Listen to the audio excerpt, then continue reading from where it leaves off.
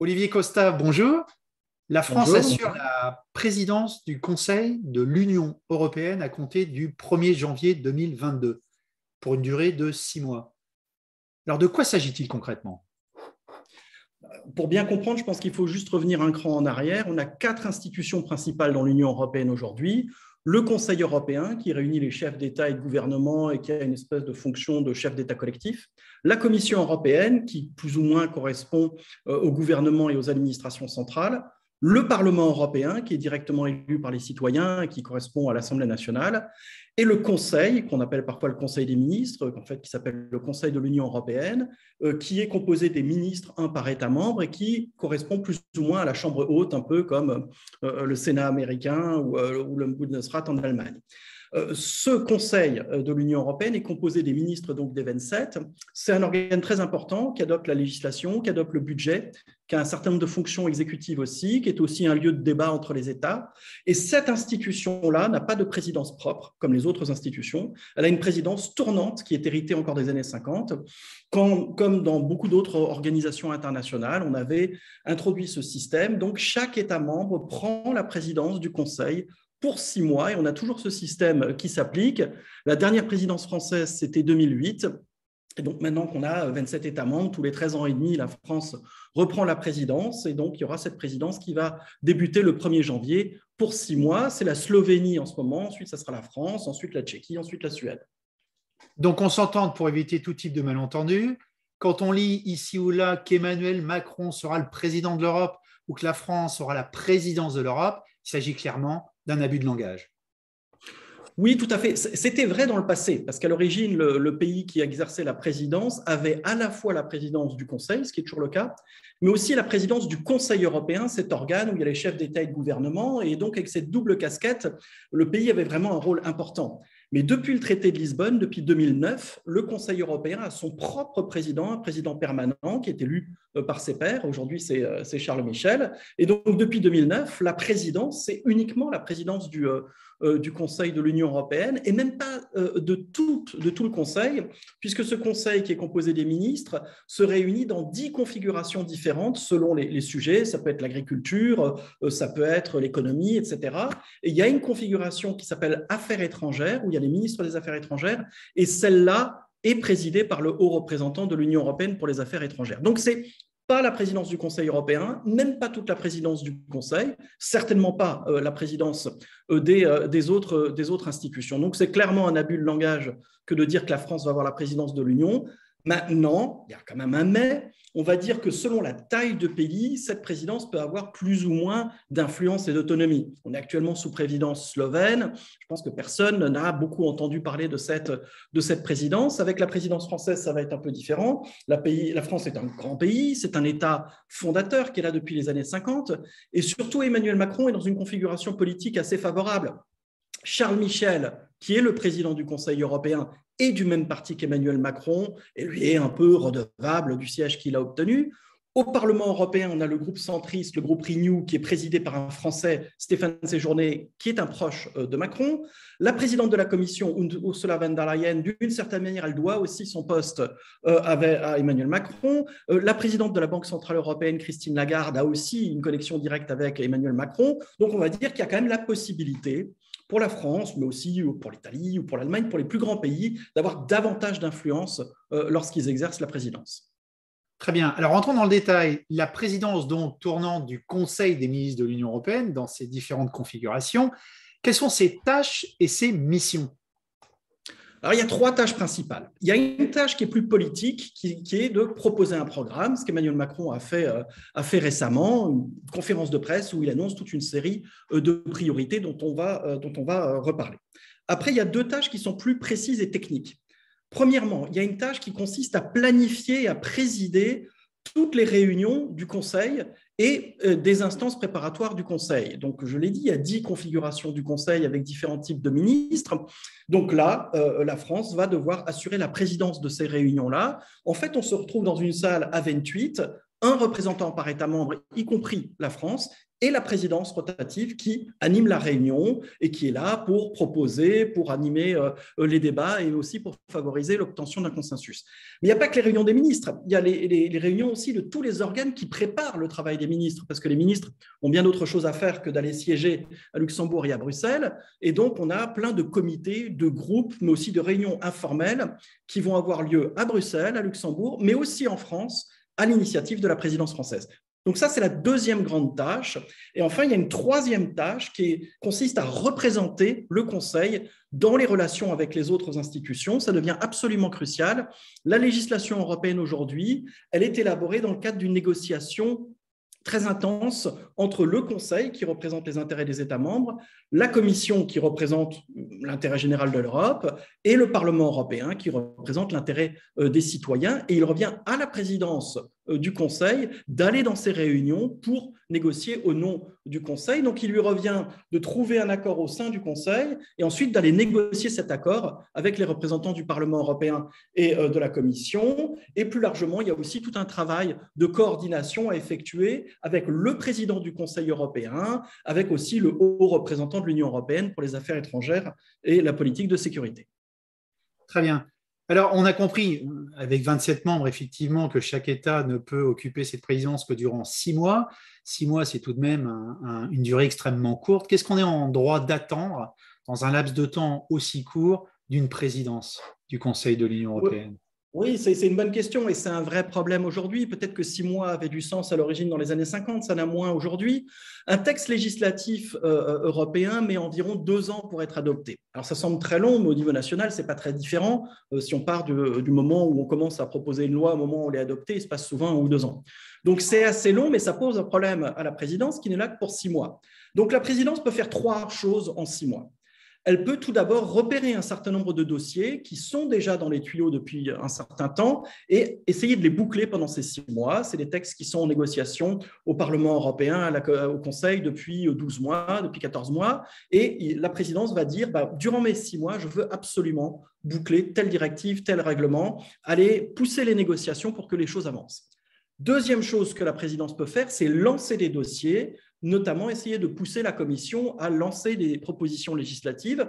C'est des textes qui ne seront pas bouclés durant la présidence, parce qu'ils vont mettre, encore une fois, 18 ou 24 mois à être adoptés. Mais néanmoins, si on dit on va mettre tout l'accent sur la politique du numérique et lancer un certain nombre de propositions, on aura fait quelque chose. Et enfin, on peut faire une troisième chose, c'est qu'on peut amorcer de grands débats. Emmanuel Macron veut lancer un débat, par exemple, sur le salaire minimum en Europe. C'est un débat dont on parle depuis 15 ou 20 ans, mais qui n'a jamais eu lieu. Voilà, ça va être un débat de longue haleine. Ça peut être mettre 3 ans, 5 ans à produire quelque chose, mais lancer ce débat, ça a du sens. Il veut aussi lancer un débat sur l'autonomie stratégique de l'Union européenne, sur la place de l'Union européenne sur la scène globale. Il n'y aura pas de traduction concrète législative dans les 6 mois, mais encore une fois, on va amorcer un débat qui probablement va produire des effets dans quelques années. Alors, le hasard du calendrier a voulu que, c'est une spécificité tout de même un peu embarrassante, que les élections présidentielles françaises se déroulent durant la présidence, donc non seulement la campagne, mais les 2 tours de l'élection. Est-ce que c'est un problème qui risque de menacer l'efficacité ou même les résultats de cette présidence semestrielle selon vous? Et comment est-ce que cela est perçu hors de France ? C'est vrai que c'est un peu malheureux. Souvent, non pas si souvent que ça, mais il est arrivé que lorsqu'un pays exerce la présidence et que ce pays sait qu'il va être en période d'élection, il demande à ce qu'on modifie le calendrier pour éviter d'être dans cette position inconfortable. Il y a un précédent qui est célèbre, c'est le précédent de la présidence allemande de 2006, où les Allemands, qui allaient être en année d'élection générale ou en semestre d'élection générale, ont demandé à modifier le calendrier, à inverser, je crois, avec la Finlande à l'époque, de manière à être dégagé de cette contrainte-là. Le problème, c'est que ce n'est pas facile à faire. Il faut modifier cette liste des présidences qui est adoptée par le Conseil européen, et donc ça s'anticipe. Alors en fait, pour éviter que la France se trouve dans cette situation, il aurait fallu agir à l'époque en 2016, lorsqu'on a révisé la liste des présidences consécutivement au Brexit. Comme le Royaume-Uni allait sortir, on l'a sorti de la liste des présidences. Et à cette époque-là, la France aurait pu anticiper les choses. Le calendrier des présidences est connu, le calendrier des élections pour la présidence de la République est connu aussi. À l'époque, François Hollande aurait pu dire écoutez, chers collègues, nous, en 2022, on va être embêtés, on est en année électorale, et donc on va modifier le calendrier. Ça n'a pas été fait, et voilà. Alors, peut-être aussi que Emmanuel Macron aurait pu demander à modifier ce calendrier, ça aurait été plus compliqué, mais ça aurait été faisable. Je crois que délibérément, il a considéré que c'était une configuration qui n'était pas trop mauvaise pour lui. Alors, qu'est-ce qu'on peut en dire ? Il y a deux aspects dans la présidence. Il y a un aspect qui est plus routinier, où il s'agit d'organiser toutes ces réunions du Conseil, les négociations avec le Parlement européen et la Commission, etc. Et ça ne va pas être perturbé par la campagne électorale, parce que ce sont des activités qui, très largement, sont exercées au ministère des Affaires étrangères ou des Affaires européennes, par le SGAE, qui est l'organe du Premier ministre qui s'occupe des affaires européennes. Et là, on est dans la routine, et finalement, que Macron soit en meeting ou pas ne change pas grand-chose. Mais il y a une deuxième partie, qui est une partie beaucoup plus politique, qui là repose très largement sur les épaules du président, de son conseiller aux affaires européennes, du secrétaire d'État aux affaires européennes. Et là, on va avoir une demi-présidence. À partir du lancement de la campagne le 20 mars 2022, il me semble, il va être difficile pour Emmanuel Macron de prendre de grandes décisions, puisqu'il va être appelé, puisqu'étant en campagne, à une espèce de devoir de réserve, à ne pas utiliser les instruments du pouvoir régalien en tant que président pour faire campagne. Donc, il faut que la France arrive à caler tous les événements importants entre le 1er janvier et le 20 mars. Ça fait une demi-présidence, c'est très court et ça va être compliqué. Vu de l'étranger, on trouve ça un peu malheureux, cette idée que tout le monde s'attend à ce qu'à partir du 20 mars, il ne se passe plus rien. Donc, soit les dossiers sont bien négociés, bien embarqués et les choses se passent au début, soit ça n'est pas le cas et on s'attend à ce que ça soit renvoyé à la présidence suivante. Pour Emmanuel Macron lui-même, c'est un jeu un peu dangereux. Alors évidemment, c'est toujours bien pour un président de se draper dans son rôle d'acteur international qui va faire la guerre ou qui va faire la paix ou qui est dans les négociations internationales. On sait que l'électorat aime bien ça, mais en même temps, c'est un risque parce qu'il risque d'être accusé de ne pas être assez impliqué dans la campagne électorale. Il va y avoir une tension, il va être appelé à Paris et en meeting ici et là et en même temps à Bruxelles. Et il va surtout très certainement être accusé par son opposition qui globalement est sur une ligne très anti-européenne de brader les intérêts de la France, puisque un des rôles de la présidence du Conseil, c'est aussi de faire des efforts. C'est à la présidence du Conseil d'arriver à obtenir des consensus et pour obtenir des consensus, on va demander au pays qui a la présidence de faire le premier un effort en disant sur tel texte, voilà, je n'aime pas trop cet aspect-là, mais je vais l'accepter et ensuite, chers camarades, vous allez aussi faire un effort. Ensuite, il y a le dernier problème. Il y a le problème de l'éventuelle alternance politique en France pendant la présidence. On imagine s'il y avait une victoire de Valérie Pécresse au présidentiel, voilà, elle entrerait en fonction avant la fin de la présidence. Bon, là, je pense qu'il n'y aurait pas de bouleversement, il y aurait une sorte de continuité des affaires européennes qui serait beaucoup dans la routine. Après, si c'est Éric Zemmour qui est élu, c'est un peu différent parce qu'il en profitera certainement pour faire son coming out anti-européen à la fin de la présidence française, et ça serait de même avec Marine Le Pen.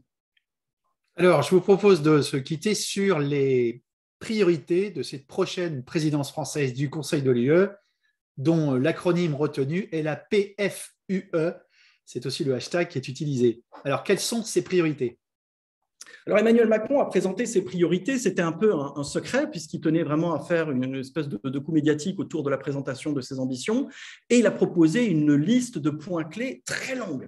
25 items dans cette liste, organisés en 3 rubriques, avec vraiment des perspectives qui sont des perspectives de moyen et de long terme. L'idée, c'est, comme je l'indiquais tout à l'heure, de lancer un certain nombre de débats qui produiront leurs effets dans 2 ans, dans 3 ans, dans 4 ans. Donc, il a 3 thématiques dans ce programme-là. La première thématique, qui est très importante pour Macron, parce que ça fait longtemps qu'il tape sur ce clou-là, c'est la thématique de l'Europe souveraine.